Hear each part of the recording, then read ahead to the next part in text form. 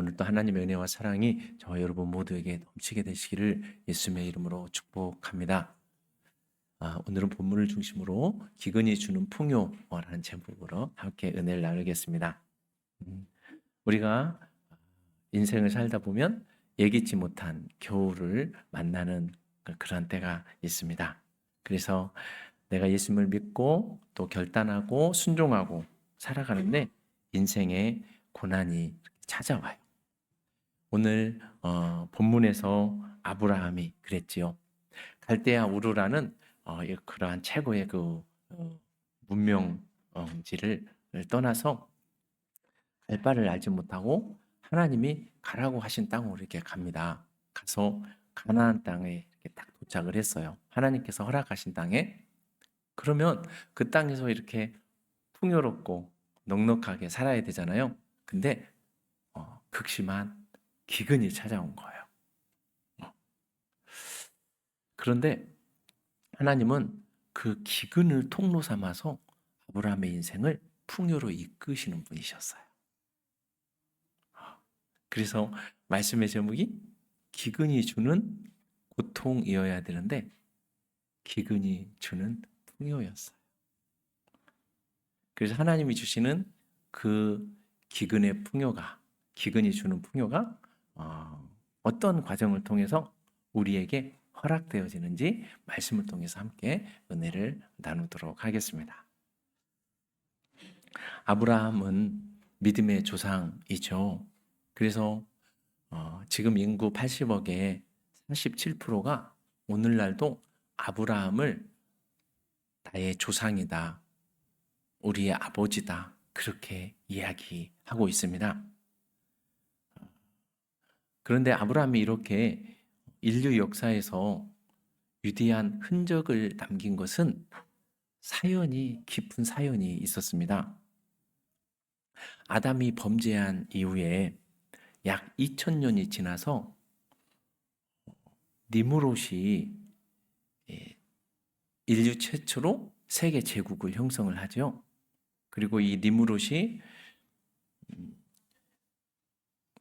자기를 신격화하고 우상 숭배를 세상에 퍼뜨리고 그리고 니무롯이 죽는데 니무롯이 죽는 그 시점에 태어난 사람이 아브라함입니다.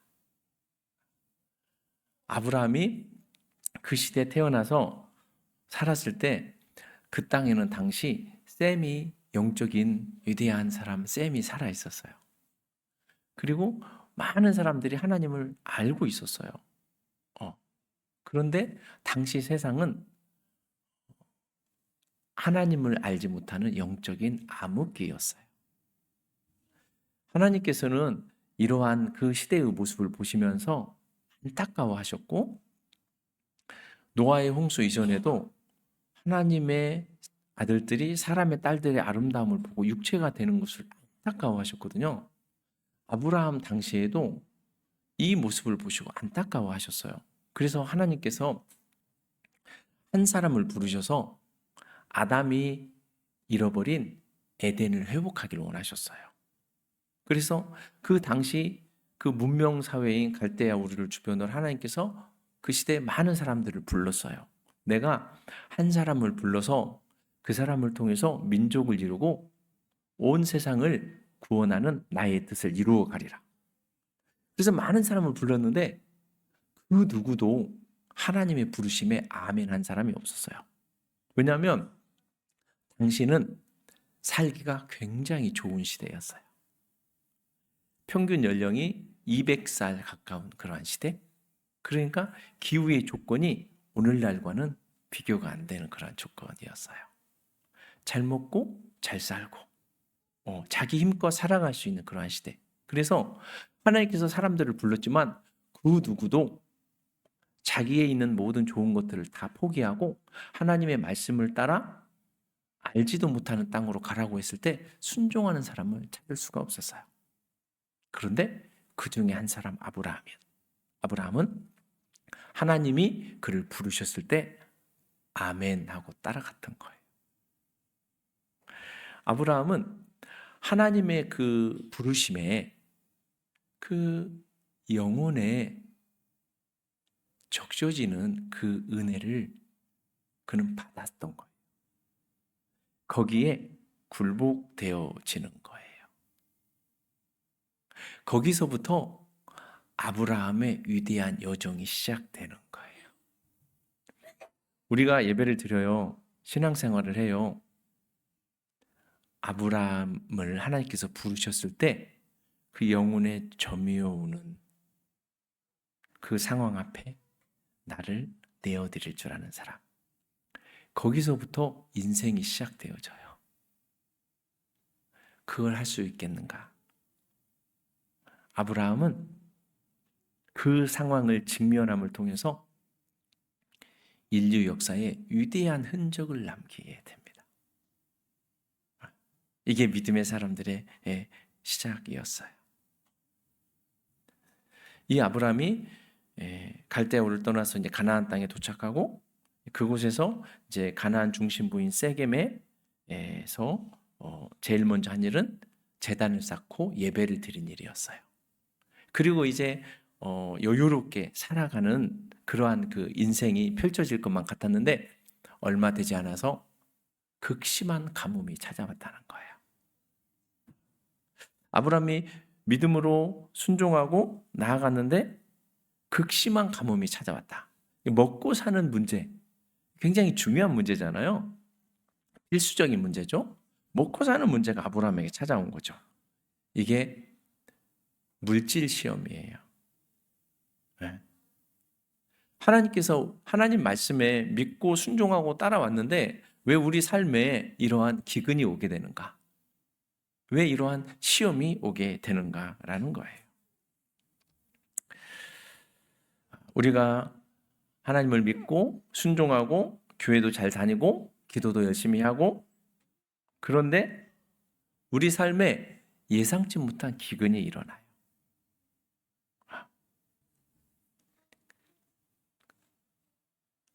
그런데 하나님은 기근이 일어날 때 그때 나를 보시려는 거예요.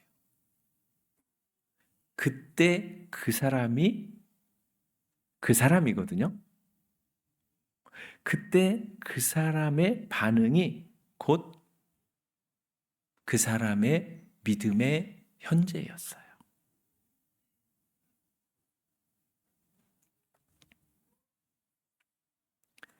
그래서 하나님께서 아브라함을 훈련하시고 물질의 기근을 주시고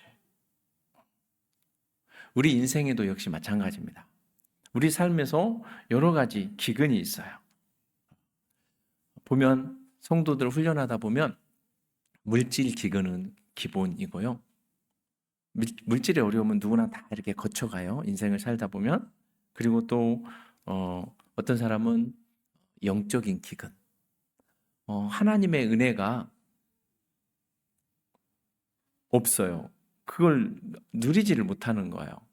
그래서 너무 영혼이 이렇게 메말라져 버리는 그러한 상태. 예.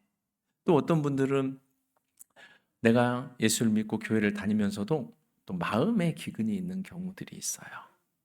내 마음이 너무 아프고 상해가지고 어떻게 관리가 안 되는 그러한 또 기근이 또 오기도 하고 또 어떤 분들은 내가 이제 여러 시험도 통과하고 기근도 통과하고 그래서 이제 괜찮겠지 했는데 갑자기 생각지 못했던 자녀의 문제 또 가정의 문제가 펑펑 터지기도 하고 그러는 것이죠.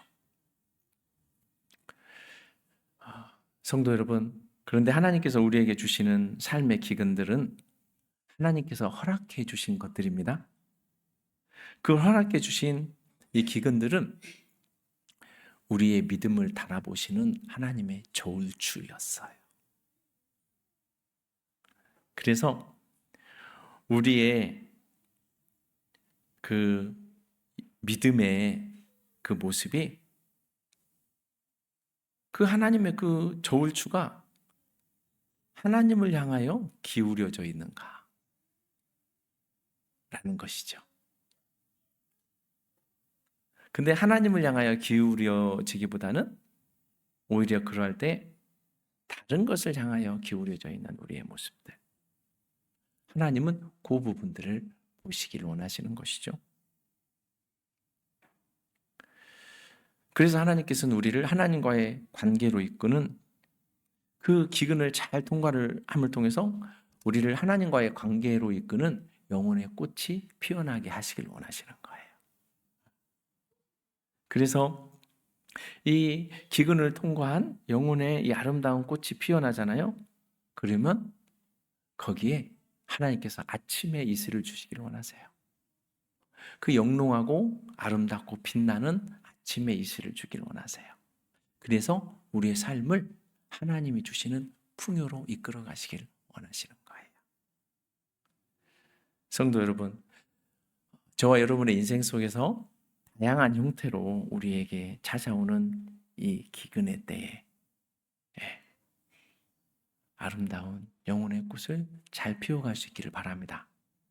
그래서 하나님이 주시는 그 아침의 이슬을 머금으며 아름다웠고 풍성한 열매를 저와 여러분들은 맺어갈 수 있기를 축복합니다. 아브라함이 순종해서 가나안 땅에 왔어요. 근데 사실 아브라함이 주권이 그렇게 탄탄하게 세워진 것은 아니었어요. 하나님을 주인 삼고 살아가는 이 주권은요, 과정을 통해서 세워지는 거거든요. 훈련을 통해서 되어지는 것이었어요. 이 가나안 땅에 기근이 드니까, 기근이 더 심해지니까 아브라함이 불안한 거예요. 인생이 굉장히 불안할 때 이때 어떻게 움직이는가? 아브라함이 이때 생각을 해요. 머리를 이렇게 짜내는 거죠. 그래서 여기 있으면 죽겠다. 그래서 늘 풍요로운 땅 나일강 그 삼각주가 있는 애굽으로 가는 거죠. 그래서 그 애굽으로 아브라함이 부르신 땅 가나안을 버리고 애굽으로 풍요의 땅 애굽으로 가는 거예요. 그런데 이제 그 짐승과 가족들을 데리고 애굽으로 갔는데 가만히 생각해 보니까 아브라함이 위험한 게 한 가지 있었어요. 그 뭐냐면 당시에는 치안이 그렇게 좋지 않죠. 힘 있는 사람이 왕이죠. 그런데 아브라함에게 위험한 것이 뭐였냐면 아브라함의 아내 사레가 너무 미인이었어요. 너무 아름답다. 성경에서 지금 아름답다 이런 말들을 계속 반복해서 하고 있거든요. 본문에서. 너무 아름답다 보니까 이게 자칫하면 남편인 아브라함의 목숨이 남모르는 사람들이 그 세계 다른 나라의 국적에 갔을 때 다른 나라에 갔을 때 아브라함의 생명이 위태롭게 되어지는 이러한 상황을 그 누구도 장담할 수 없는 그러한 상황이 된 거죠. 그래서 아브라함이 이때도 머리를 쓰게 됩니다. 그래서 사레에게 당신은 나의 누이라 하라. 내 여동생이라 해라. 그래서 내가 살 수 있도록 도와줘라. 사레가 그 말을 들어요. 사레가 믿음의 사람이죠. 사레가 하나님을 믿고 아브라함을 믿고 그렇게 따라왔어요. 그랬는데 이제 아브라함이 애굽에 도착하니까 사람들이 사레를 보고 놀라는 거죠. 심히 아리따웠다. 성경에서 그러죠. 사람이 생겨도 적당히 생겨야 되잖아요. 근데 너무 잘생긴다거나 또 너무 예쁘면 그게 또 참 보통 또 이렇게 어려운 일이 아닙니다. 네, 우리 광주 등대교회는 그런 걱정 안 해도 되겠네요. 그래서 이 사라의 이 아름다움 때문에 애굽 사람들이 다 보고 놀라는 거예요. 우리나라도 뭐 그렇지 않다잖아요.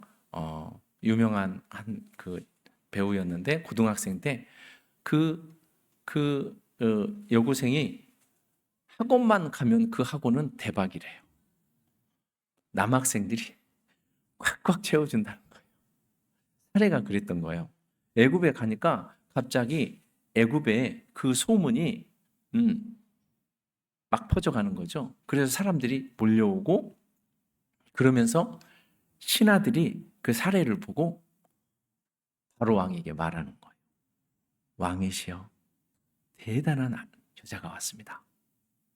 그런데 알아봤더니 아직 결혼을 안 했습니다. 그래서 바로 왕이 많은 양과 소와 나귀들과 노비들까지 아브라함에게로 막 붙여줍니다. 아브라함이 순식간에 부자가 된 거예요. 그러면서 사례를 왕궁으로 보내자.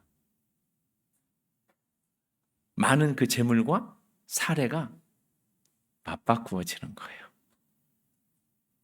그리고 이제 사례는 바로의 궁으로 들어가요. 바로의 궁으로 들어가니까 이제 김이 모락모락 나는 목욕탕과 그 안에 많은 꽃잎들이 이렇게 딱 있고, 그리고 시녀들이 옷들과 또 여러 가지 치장할 것들을 딱 준비하고 이렇게 있어요. 그런데 그 밤에 누구는 우두커니 있어요? 아브라함은 혼자 우두커니. 그러다가 생각하는 거죠. 이게 뭐지? 사라가 바로 왕의 품에 정신이 번쩍 드는 거예요. 사라가 없는 아브라함을 생각해 보니까 도저히 쓰라리고, 그 마음이 쓰라리고 견딜 수 없었던 거예요. 그러면서 하나님을 의지하지 않고 자기 생각으로 살았던 지금까지 그 과정들. 하나님, 용서해 주세요. 하나님, 살려주세요. 도와주세요. 그러면서 아브라함이 그 짧은 몇 시간 동안에 온 몸을 태워서 하나님께 기도하는 것이었어요.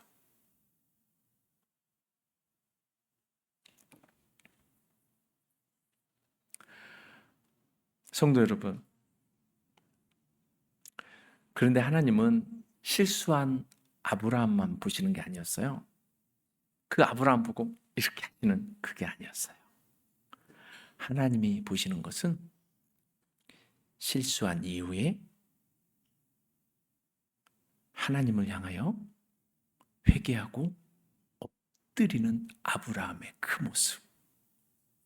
하나님이 진정 보고 싶어하는 모습이셨어요.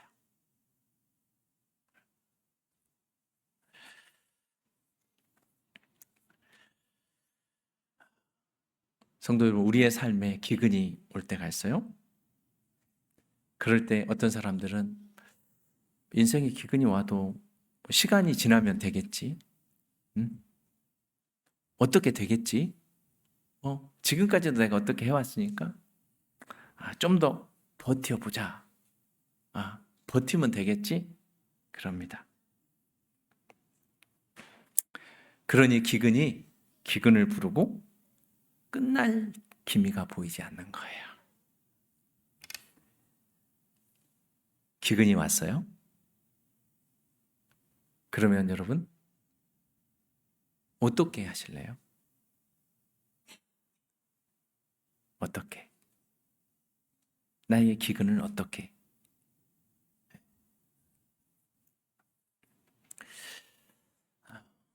아브라함이 그 밤에 그 기근을 만난 그 밤에 고민하고 회개하고 하나님 앞에 엎드리고 온 밤을 기도로 세우는 거예요. 이제 사라가 이제 가는 순간 끝나는 거죠. 이제 아브라함의 인생은. 그런데 그리할 때에 갑자기 애굽의 왕궁에 큰 재앙이 불어닥칩니다. 막 멀쩡하던 왕자들이 막 가슴을 쥐어잡고 쓰러진다든지 그랬을지, 아니면 막 신하들이 막 갑자기 신하의 집집마다 이상한 일들이 벌어진다든지, 아니면 막 이 왕궁에 있는 많은 사람들이 이유 없이 이렇게 막 죽어간다든지 막 이런 일들이 일어나게 되는 거예요. 그러면서 하나님께서 바로 왕에게 책망하셨어요. 너 왜 아브라함 손댔니? 바로가 나중에 이것이 아브라함으로 인해서 되어진 일인 것을 알게 된 것이죠. 그리고 급히 아브라함을 불러요. 아브라함아, 너 왜 나한테 이랬니? 왜 거짓말했니? 왜 나를 속였느냐? 왕이시여, 제가 잘못했습니다. 용서해 주십시오.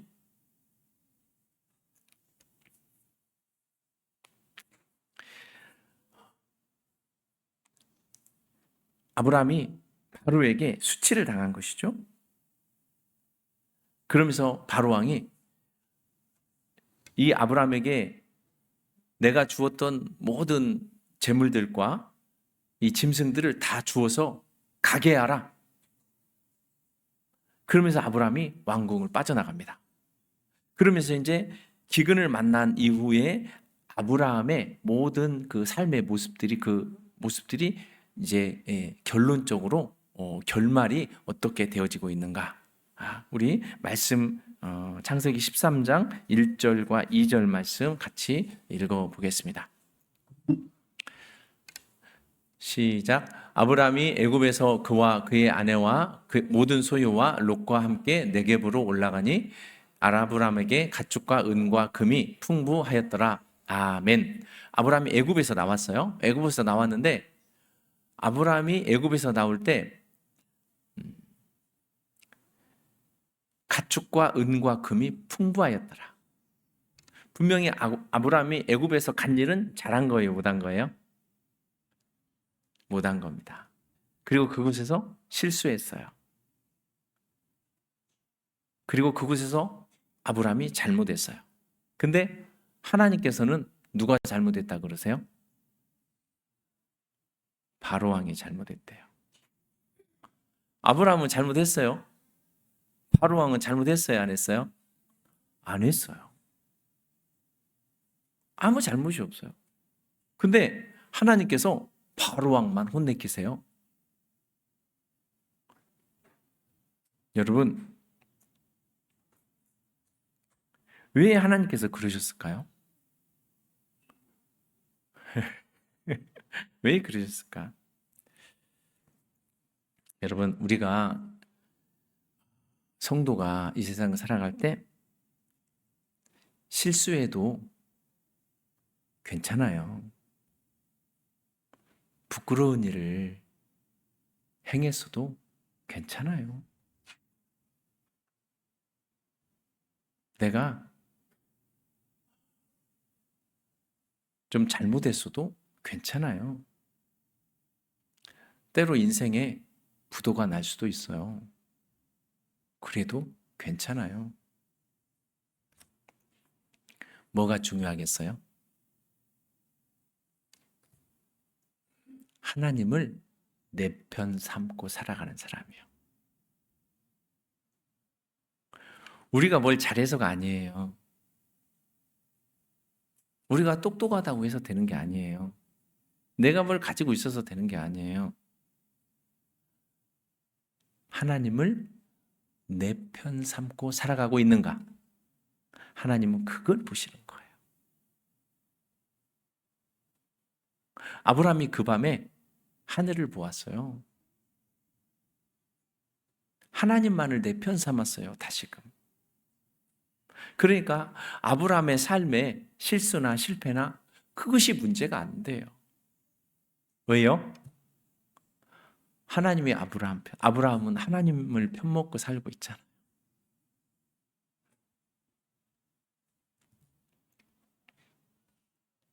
아브라함이 잘한 것은 아무것도 없었지만 그는 하나님과 편먹은 그것 때문에 하나님께서 아브라함에게 복을 주셨어요. 잘못이란 잘못은 다 했지만 결국에 하나님께서는 그것을 묻지 않으세요. 그리고 나중에 아브라함이 또 그와 비슷한 잘못을 또 한 번, 또 비슷한 상황이 또 한 번 일어나죠. 근데 하나님은 그걸 책망하지 않으세요. 왜냐하면 아브라함은 하나님 편이었기 때문에. 성도 여러분, 오늘 말씀을 정리해 보면서 나는 누구를 편먹고 살아가고 있는가 하는 것입니다. 어떤 사람은 자기 감정을 편먹고 살아가요. 그러니까 감정에게 이끌려요. 어떤 사람은 자기 자존심과 편먹고 살아가요. 그러니까 자존심 상하면 이것도 저것도 다 이렇게 흩어버려요. 어떤 사람은 자기 자녀와 편먹고 살아가요. 그래서 자녀가 잘 되면 좋고 자녀가 잘 안 되면 힘들어하고, 어떤 사람은 남편을 편먹고 살아가요. 어떤 사람은 돈을 편먹고 살아가요. 어떤 사람은 힘 있는 사람을 편먹고 살아가요. 그러니 인생이 어떻게 되겠어요? 사랑하는 성도 여러분, 우리가 하나님과 편먹고 살아갈 줄 아는 그러한 저와 여러분 될 수 있기를 바랍니다. 그러면 여러분, 기근이 문제가 안 됩니다. 아브라함에게 기근이 문제가 됐어요? 오히려 기근이 풍요를 주잖아요. 우리가 여러분 하나님과 편먹고 살면 질병이 문제가 안 됩니다. 우리가 하나님과 편먹고 살면 가난이 문제가 아닙니다. 우리가 하나님과 편먹고 살면 실패가 문제가 안 되는 거예요. 왜냐? 그 기근 뒤에는 하나님께서 예비하신 풍요가 기다리고 있으니까요. 이것을 믿음으로 바라보면서 이 세상의 그 누구가 아닌, 그 무엇이 아닌 오직 하나님 한 분만을 편먹고 살아갈 줄 아는 한 사람, 그 사람이 바로 저와 여러분이 될 수 있기를 예수님의 이름으로 축원합니다.